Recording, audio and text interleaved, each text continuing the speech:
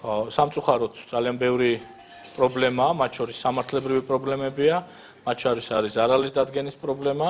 ჩვენ შევთანხმდით, რომ საქართველოს ფინანსის სამინისტრო გააგრძელებს დახმარებას იმ შესაძლებლობების მიხედვით, რომელსაც საგადასახადო კანონმდებლობა იძლევა. ჩვენ ძალიან ბევრი მიმართულებით უკვე სერიოზული ნაბიჯები გადავდგეთ, ამავე დროს ჩვენ შევთანხმდით, რომ შეიქმნება მათი მხრიდან გარკვეული საკოორდინაციო ჯგუფი, შეხვედრები გაგრძელდება იმისათვის, რათა უმოკლეს ვადებში მოხდეს შესაბამისი სამართლებრივი გადაწყვეტილებების მიღება.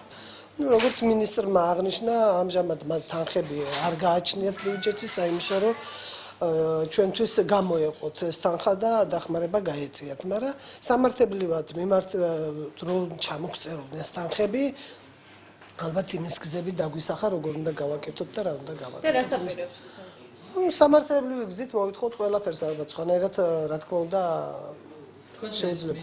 ისევ და ისევ ცივი უარია დახმარებაზე. რაც თავარია ის გავიგეთ, რომ სარეზერვო ფონდი არსებობს, მაგრამ ისიც გავიგეთ, რომ ჩვენთვის არ შეიძლება დახმარების გამოყოფა. გაწერილია ყველა თანხები და ჩვენ ვერ დაგვეხმარება. ეს აზრი გამოვიტანე ფინანსთა მინისტრიდან.